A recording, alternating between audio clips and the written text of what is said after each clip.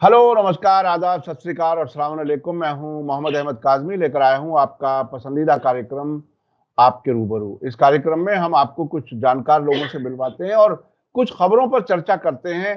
देश में क्या कुछ हो रहा है उसे समझने की कोशिश करते हैं, ताकि जो कुछ आपको इन्फॉर्मेशन नहीं पहुंचाई जा रही या जो इन्फॉर्मेशन आप तक पहुंचने से रोकी जा रही है गोदी मीडिया के ज़रिए, सोशल मीडिया के ज़रिए हम कुछ इन्फॉर्मेशन पहुंचाने की कोशिश करते हैं। बहुत से लोग इस काम को कर रहे हैं। हम भी एक छोटे से प्लेटफ़ॉर्म पर मीडिया स्टार वर्ल्ड के तौर पर इस काम को कर रहे हैं, ताकि आपके सोचने समझने की जो जो वुसअत है, जो सलाहियत है, वो बरकरार रहे और गौर करें आखिर क्या कुछ हो रहा है।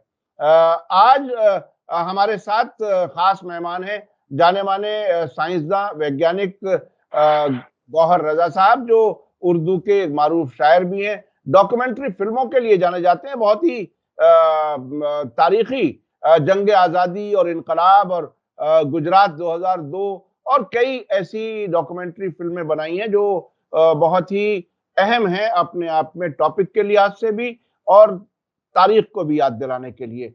आज जिन इश्यूज़ पर आपसे बात कर रहे हैं वो ये है कि इस वक़्त नरेंद्र मोदी की सरकार में बच्चों को जो कुछ पढ़ाया जाता रहा है वो उससे लोड कम करने के नाम पर बहुत सी वो चीजें हटाई जा रही हैं जो ये सरकार नहीं चाहती कि नई नस्लें जाने। इसमें इन किताबों से न सिर्फ वो बातें हटाई गई हैं जो अब तक आपको मालूम है, वो मुगल सल्तनत के बारे में इंफॉर्मेशन हटाना, महात्मा गांधी की तरफ से जो हिंदू मुस्लिम एकता की बात थी, उसको कम करना, ये भी ना बताना कि आरएसएस पर कई बार पाबंदियां लगी हैं, ये सब तो हटाया ही गया। लेकिन उससे अलावा भी बहुत कुछ हटाया जा रहा है। यानी आप अपने बच्चों को स्कूल भेजें और जब 15-20 साल स्कूल में बच्चा पढ़ चुके, आपके सामने फिर नतीजा ऐसा आए, जब आप उसका ज़हनी सलाहियत आप चेक करना चाहें, बातचीत करें,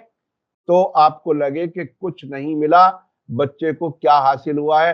वाक़ई ये बहुत ही संजीदगी से गौर करने की बात है। इस पर बात करेंगे और आखिर में हम वो भी बात करेंगे जो अरविंद केजरीवाल, दिल्ली के चीफ मिनिस्टर ने अभी हाल ही में असेंबली में कही है। उन्होंने एक कहानी सुनाई है, चौथी पास राजा। तो हम किस सल्तनत में, किस हुकूमत में, किस सिस्टम में रह रहे हैं कि हमारे बच्चे क्या जाहिल रहेंगे स्कूल जाने के बावजूद भी।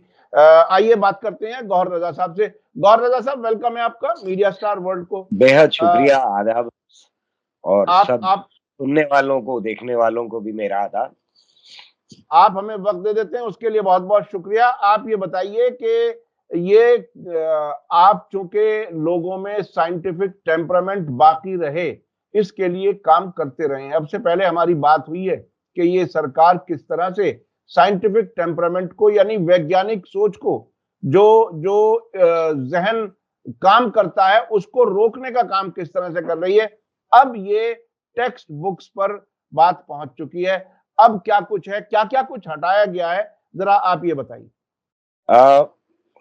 काजमी साहब, बहुत सही आपने कहा कि क्लेम ये किया जा रहा है, दावा ये किया जा रहा है कि बच्चों पर से बोझ हटाने की कोशिश है और उसकी वजह से कुछ बदलाव किए गए। और वो जो वेबसाइट पे डला हुआ है, एनसीईआरटी ने जो बदलाव किए हैं, वो भी यही क्लेम करता है कि नया रैशनलाइज्ड करिकुलम अब क्या होने जा रहा है। तो मेरा ये मानना है कि बोझ कम नहीं किया जा रहा, ये जहालत का बोझ बढ़ाया जा रहा है। सवाल ये है कि आप बोझ कर्म करने के नाम के ऊपर क्या आगे आने वाली नस्लों को जाहिल रखने की तरफ एक-एक करके कदम बढ़ा रहे हैं या नहीं? अगर हम 2014 से अब तक की तारीख देखें, तो क्या हुआ? प्रधानमंत्री आए, उन्होंने एक भाषण दिया जिसमें कहा कि हमारे यहाँ प्लास्टिक सर्जरी थी। फिर उन्होंने कहा नाले की गैस से चाय बनाई जा सकती है। फिर उन्होंने ये भी कहा कि a+b² का फॉर्मूला क्या होता है। जब प्रधानमंत्री ऐसी बात कहता है कि ग्लोबल वार्मिंग नहीं हो रही है, लोग बूढ़े हो जाते हैं, तो फिर ज़ाहिर है कि वो एक पॉलिसी की शक्ल इख्तियार कर लेता है। और ये उसी सोच, उसी समझ का हिस्सा है, जो धीरे-धीरे जो आरएसएस की थी, वो आरएसएस की सोच उस भाषण में आई और बहुत जगह के ऊपर हमको दिखाई दी और आज हमको वो एनसीईआरटी की किताबों में जो बदलाव किए गए, उनमें दिखाई दे रही है। और आपने बिल्कुल सही बात कही कि इस मुल्क की साइंटिफिक कम्युनिटी से मुझे बड़ी शिकायत है और शिकायत ये है कि उनकी रीढ़ की हड्डी बहुत कमज़ोर निकली। हिस्टोरियंस में जो इतिहासकार हैं, जो अदब से ताल्लुक़ रखने वाले लोग हैं, जो ज़बान से ताल्लुक़ रखने वाले लोग हैं और यहाँ तक कि इकोनॉमिस्ट को अगर हम लें, उनका तो प्रोटेस्ट दर्ज बड़े पैमाने पर हो गया। सबसे ज़्यादा बड़े पैमाने पर हिस्टोरियंस का हमको दिखाई देता है कि उनका प्रोटेस्ट दर्ज हुआ है इस मुल्क में, कि भई ये बदलाव जो किए जा रहे हैं हिस्ट्री में, हमारे देश के इतिहास में, तारीख़ में, जिसमें से मुगलों को हटाने से लेकर के हमारे पहले एजुकेशन मिनिस्टर मौलाना आज़ाद का नाम हटाने तक का मामला है, वो उठा है। लेकिन साइंस में क्या बदलाव किए गए, उसके कोर्स में क्या कुछ कर दिया गया इतनी जल्दी, उसके बारे में इस मुल्क में चर्चा नहीं हो रही। ये ज़्यादा खतरनाक क्यों है? इसके ऊपर चर्चा होना क्यों ज़रूरी है? उसकी सिर्फ़ एक वजह है मेरी समझ से और वो वजह ये है कि इतिहास को कल की गवर्नमेंट आकर के फिर से किताब को बदल सकती है। हम इतिहास बच्चों को फिर से पढ़ा सकते हैं, क्योंकि इतिहास में अपने देश का मामला है, अपने इतिहास का मामला है या दुनिया के इतिहास का मामला है। जो कुछ हो चुका है उसके बारे में जानकारी हम दे सकते हैं। पर अगर साइंस में पीछे हो गए, अगर साइंस में बुनियाद कमज़ोर हो गई, अगर साइंस में 1 साल भी कमज़ोरी से गुज़र गया, 1 बैच भी कमज़ोर गुज़रता है इस मुल्क का, तो लाखों बच्चे ऐसे होंगे जो साइंस की जिनकी बुनियाद कमज़ोर होगी, जिनकी मैथमेटिक्स की बुनियाद कमज़ोर होगी और वो आगे तक भरपाई उसकी नहीं हो पाएगी। मैं इस बात को बार-बार कहता हूँ कि आज़ादी के बाद जब हम बहुत गरीब मुल्क थे, तब हमने ये फैसला लिया इस मुल्क में कि आगे आने वाले वक़्तों में हमारे उद्धार का, हमारे डेवलपमेंट का, हमारे प्रोग्रेस का जो भी आधार होगा वो साइंस और टेक्नोलॉजी होगी और साइंटिफिक टेम्पर लोगों में फैलाने की हम कोशिश करेंगे। आज हमें उसको उल्टा उल्टा होता हुआ आपको याद होगा कि एक एमएचआरडी के मिनिस्टर थे, अब वो एमएचआरडी में नहीं रहे। उन्होंने क्या बात कही? उन्होंने ये कहा था कि क्योंकि बंदर से इंसान बनते हुए ना उनके पूर्वजों ने देखा और ना उन्होंने देखा, इसलिए डार्विनिज़्म गलत है, इसे नहीं पढ़ाना चाहिए। इसके ऊपर साइंटिस्ट उठे थे उस वक़्त, पहली बार शायद मुल्क की तारीख में। तीनों एकेडमीज़ ने बहुत सीरियसली इसके ऊपर ऑब्जेक्शन रेज़ किया और तीनों एकेडमीज़ के ऑब्जेक्शन के बाद उनका मुँह बंद कर दिया गया। और अब देखिए एक-एक कदम रख करके किस तरह से आरएसएस अपने एजेंडा को लागू करती है। पहले मिनिस्टर ये कहता है, उसको हटा भी दिया जाता है। लोग ठंडे हो जाते हैं। लोग ठंडे होने के बाद इस बात को अपने ज़हन में रख लेते हैं कि भई हाँ, हटाया भी जा सकता है और फिर एकदम से उसे हटा दिया जाता है। मेरे सामने जो खुला हुआ है चैप्टर 10वीं क्लास का 9th का है, उसमें लिखा हुआ है पहले कॉलम में कि हेरिडिटी एंड एवोल्यूशन चैप्टर का नाम है। अब इस चैप्टर का नाम सिर्फ रिप्लेस विद हेरिडिटी इसको बदल दो। एवोल्यूशन का शब्द ही हटा दो 9th चैप्टर में से। पहला काम तो ये 147 पेज से 158 पेज की बात हो रही है। 10वीं क्लास की साइंस की किताब और इसके अंदर पहली चीज जिसके ऊपर गाज गिरी है वो है पीरियोडिक क्लासिफिकेशन ऑफ एलिमेंट्स।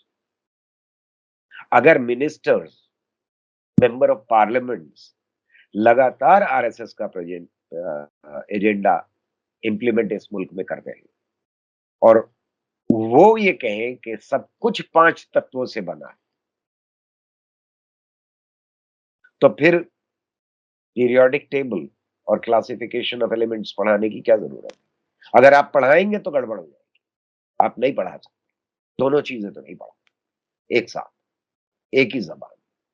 और अगर आपको ये बताना है कि ये मुल्क क्यों बटा हुआ है जातों में, अगर आपको ये कहना है कि आर्यंस यहीं के रहने वाले थे, वो कहीं बाहर से नहीं आए थे, इंसान अफ्रीका में पैदा नहीं हुआ, यहाँ पैदा हुआ है।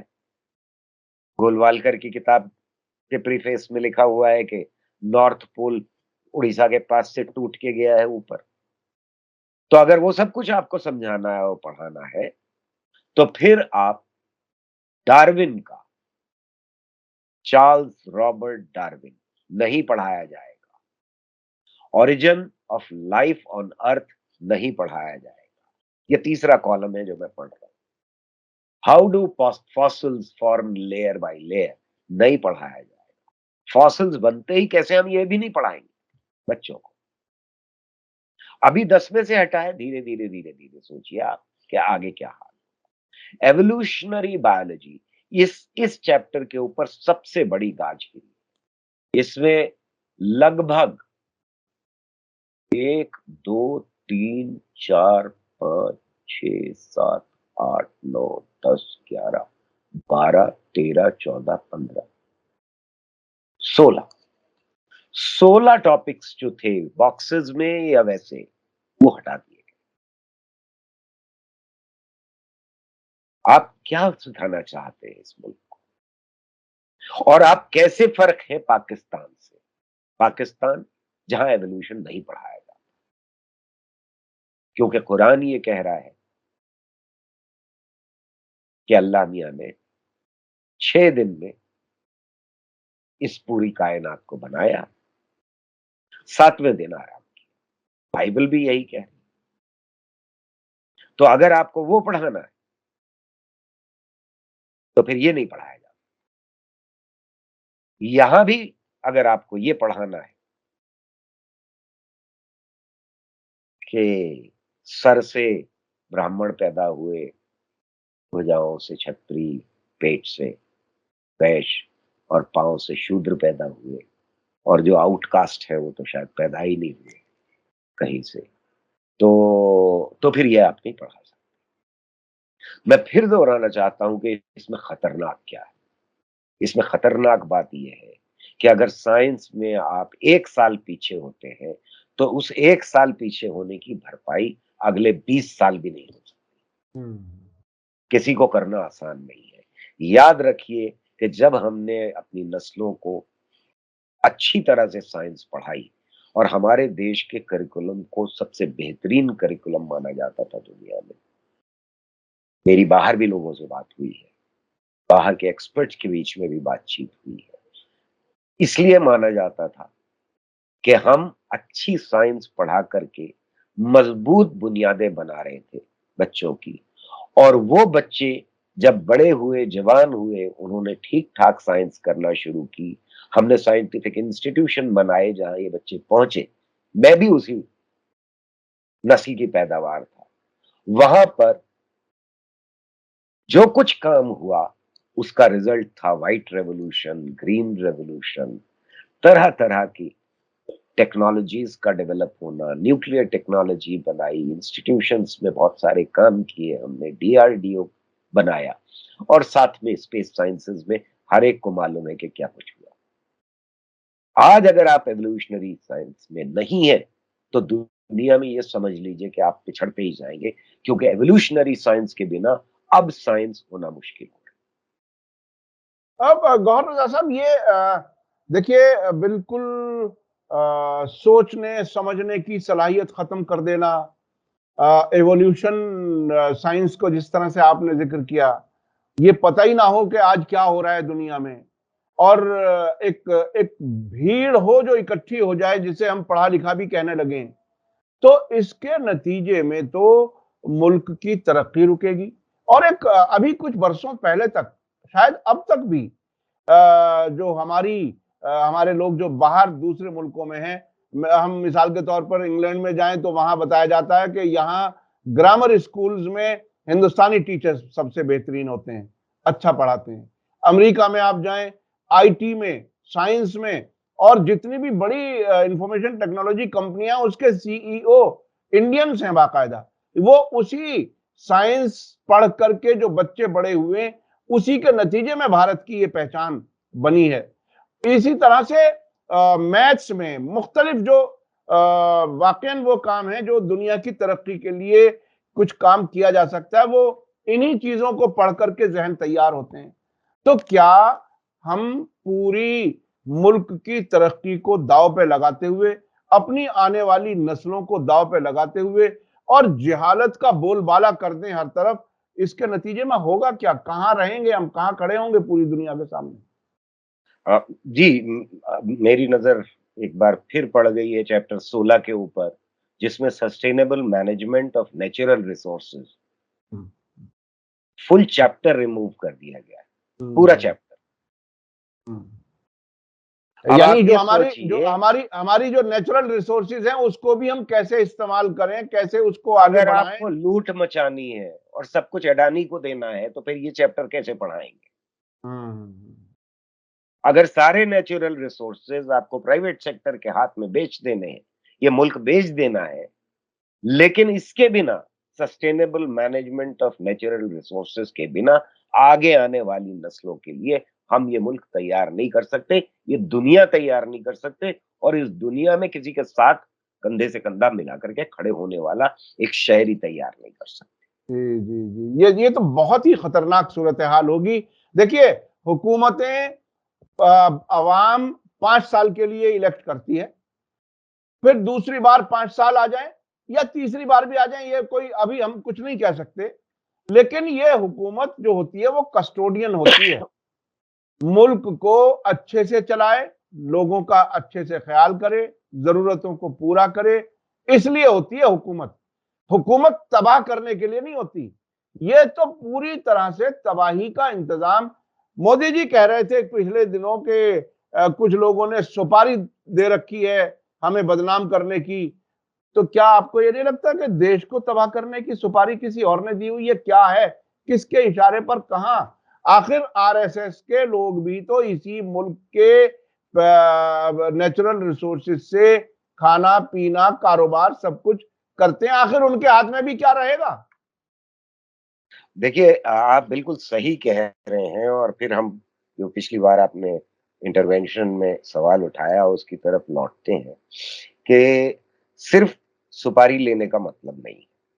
बात ये है कि अगर प्राइम मिनिस्टर इस तरह से शुरुआत करता है और फिर नीचे वो ट्रांसलेट होने लगता है धीरे धीरे धीरे धीरे पॉलिसीज में, तो उनका असर हमको किताबों पे पड़ता हुआ दिखाई देता है। लेकिन एक बार जरा सा सरहद पार तो नजर डालें, हमारा एक पड़ोसी मुल्क भी है, उस पड़ोसी मुल्क में भी यही कुछ हुआ है जो आज हमारे यहाँ हो रहा है। और वो कहां पहुंचे? आपने जो बात कही थी कि दुनिया भर में यहां से पढ़ लिख करके निकलने वाला एक नौजवान जो है उसकी इज्जत थी, वो चाहे आईटी सेक्टर में हो, चाहे वो न्यूक्लियर टेक्नोलॉजी में हो, चाहे वो स्पेस टेक्नोलॉजीज में हो, चाहे वो नैनो टेक्नोलॉजी में हो, या किसी और तरफ हो। इकोनॉमिक्स में भी वही हाल था। हमारे यहाँ के हिस्टोरियंस की बड़ी इज्जत है दुनिया में। जिस तरह से प्रोफेसर इरफान हबीब साहब का नाम है, या रोमिला थापर, प्रोफेसर रोमिला थापर का नाम है दुनिया भर में, उसको इज्जत की नजर से देखा। वो कौन सी चीजें पढ़ करके बाहर निकले थे, किन किन हालात में ट्रेन हुए थे। हमारे यहाँ खुराना निकले थे जिन्हें नोबेल प्राइज मिला था बाहर जाकर के। ये सब कुछ जो असासा था, ये हिंदुस्तान के लिए एक बड़ी चीज क्यों था, और पाकिस्तान को, वहां से निकले हुए लोगों को उतनी इज्जत की नजर से क्यों नहीं देखा जाता था? कम से कम इस सवाल का एक बार जवाब तो दें हम, इससे पहले कि हम ये बदलाव लाएं इस तरह का। उनके यहाँ एवोल्यूशन नहीं पढ़ाया जाता था। उनके यहाँ जो भी क्लैश करता था मजहब के साथ, उसको बाहर कर दिया जाता था। किताबों में, साइंस के अंदर, मैथमेटिक्स के अंदर मजहब को ठूसने की कोशिश थी। अफगानिस्तान में मजहब ठूसने की कोशिश है आज भी। अगर पॉलिसीज वही हो किसी मुल्क की, तो फिर मुल्क का मुस्तकबिल भी वही होगा। उसका फ्यूचर कुछ और हो ही नहीं सकता। तो आप जो सवाल उठा रहे हैं इस वक्त, वो इसलिए बहुत इंपॉर्टेंट है कि अगर मुस्तकबिल की आपने सुपारी ले रखी कि उसे तबाह करना है, तब फिर तो ठीक है, तबाही के रास्ते पर ले जाइए। वरना एक बार पलट के पाकिस्तान की तरफ देख लीजिए, किसी और की तरफ मत देखिए। श्रीलंका को मत देखिए, म्यांमार को मत देखिए, ऐसा पाकिस्तान को तो देख लीजिए। पाकिस्तान से इस वक्त जो रिपोर्टें आ रही हैं बार बार, सिक्योरिटी इश्यूज से अलावा हट करके भी लोगों को खाने के लाले पड़े हुए हैं। जो लोग बहुत अच्छी पोजीशन में थे, उनके यहाँ से ऐसी खबरें आ रही हैं कि आटा लेने निकलो, जो 150 रुपए किलो है, 200 रुपए किलो, वो तो एक इशू है, वो भी नहीं मिल रहा है, वो भी नहीं मिल रहा। लोगों को अब इस तरह की वीडियो बना करके लोग डालने लगे सटायर के तौर पर। मैं अभी कल देख रहा था कि वो पाकिस्तान के बॉर्डर से लोग इधर आना चाह रहे हैं और ये कह रहे हैं कि हमें भूख लगी है, हमें इधर जाने दो, हम बहुत भूखे हैं। तो उस मुल्क की ये हालत हो चुकी। और आप जो बात कह रहे हैं कि वही टेम्परामेंट, साइंटिफिक टेम्परामेंट किल करने का नतीजा है कि वो मुल्क यहां आ गया। उसने और सियासी बहुत सी गलतियां की, वो अपनी अलग एक मामला है, लेकिन मुल्क तरक्की नहीं कर सका। दुनिया में आमतौर पर वेस्टर्न मुल्कों में पाकी कहना एक गाली बना हुआ है। बिल्कुल कभी कभी हिंदुस्तानियों को भी सेम कलर होने की वजह से ये गाली सुननी पड़ जाती है कि सही वो कह एक रहे हैं। बिल्कुल अजीब सूरत हाल है। तो अच्छा, अब ऐसी हालत में केजरीवाल ने जो कुछ कहा, वो बहुत ही, वो चौथी पास राजा, वो एक तकरीर उन्होंने की है और बहुत ही दिलचस्प अंदाज में। लेकिन आप चूंकि लिटरेरी आदमी हैं, आप शायर भी हैं, राइटर हैं, आप इस किस्म के लिटरेचर को कहिए, अदब को कहिए, इसको आप किस कैटेगरी में रखते हैं? क्या इसमें कहीं कोई कानूनी पकड़ नहीं हो सकती? आज मैं सदन को एक कहानी सुनाना चाहता हूँ। कहानी का शीर्षक है चौथी पास राजा। एक बहुत महान देश था। उस देश में एक गांव में एक बहुत गरीब परिवार में एक बच्चे का जन्म हुआ। बेटा धीरे धीरे बड़ा होने लगा, उसका पढ़ने वढ़ने में मन नहीं लगता था। गांव के पास एक रेलवे स्टेशन था, तो घर का खर्चा चलाने के लिए वो लड़का वहाँ स्टेशन पे चाय बेचता था। लड़के को भाषण देने का बड़ा शौक था। लड़का बड़ा हुआ, बड़ा होके एक दिन उस महान देश का वो राजा, और उसे आता जाता कुछ था नहीं। अफसर आते, कुछ अंग्रेजी में चपर चपर करते, उसको समझ नहीं आता। अफसर जो मर्जी उससे साइन कराते ले जाते। पता नहीं किस किस चीज पे उसने चौथी पास राजा साइन कर दिए। अब राजा को एक दिन लगा, यार मैं तो राजा बन गया, पता नहीं कितने दिन रहूंगा।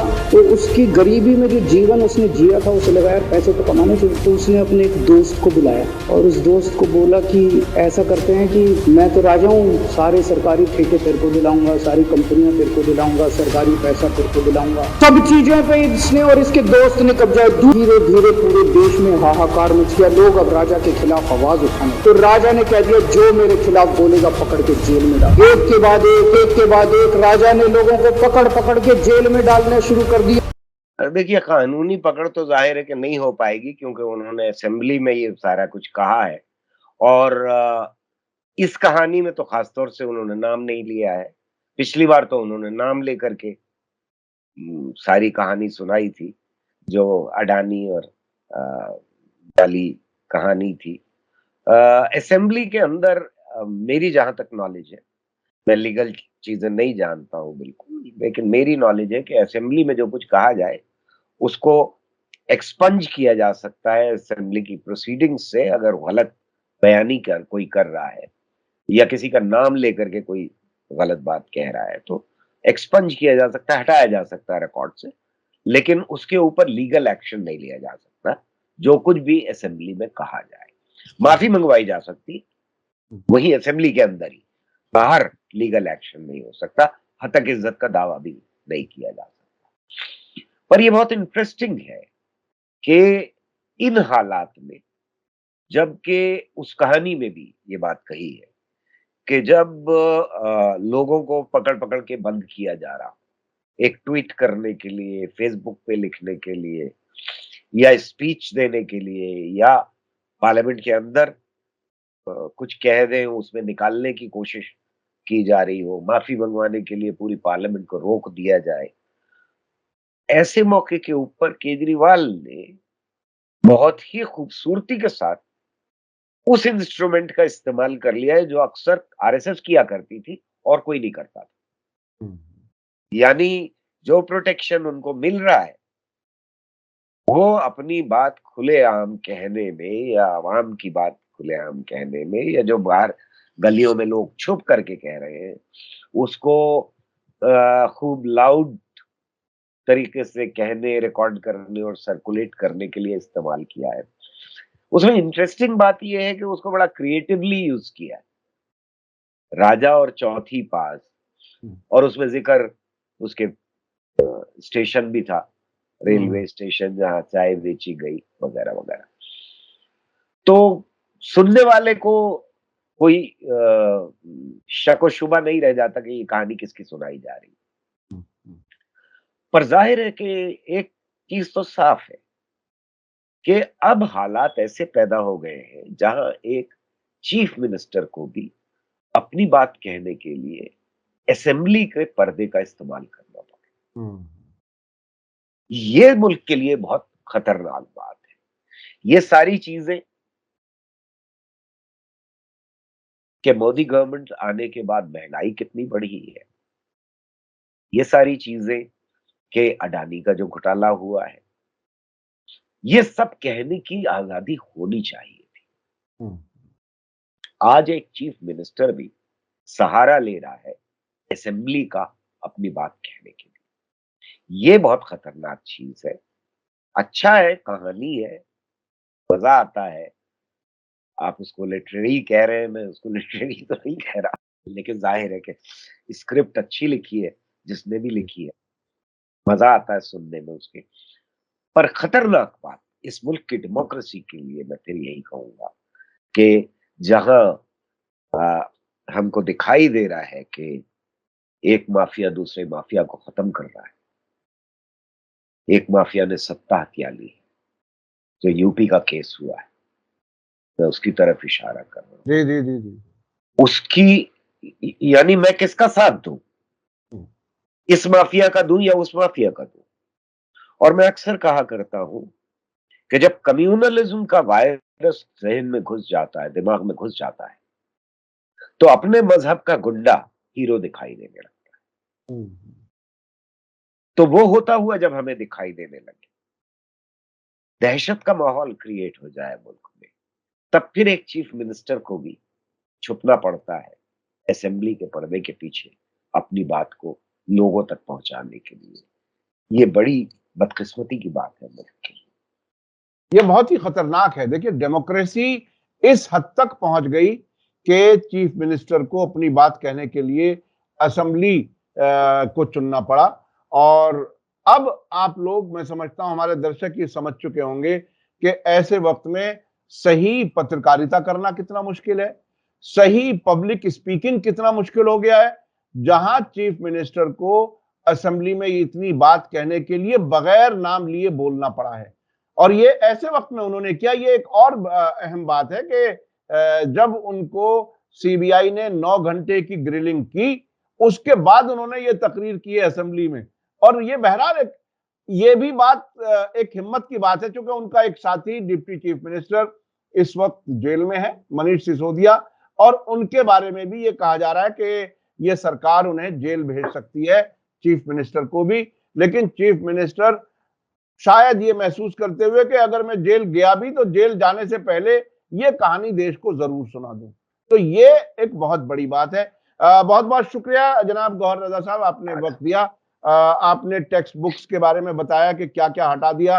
अगर एक किताब से 16 चैप्टर खत्म कर दिए जाएं तो फिर तो एक अखबार का एडवर्टीजमेंट का एक पेज नहीं, रह 16 जाएगा। चैप्टर नहीं है वो, 16 टॉपिक्स है। 16 टॉपिक्स हैं, 16 टॉपिक्स हटा दिए 16 तो वो बिल्कुल ऐसा रह जाएगा कि चैप्टर किताब है। खाली, किताब खाली, अखबार के एडवर्टीजमेंट के 4 पेज आपने पढ़ लिए, समझ लीजिए आप पढ़ चुके।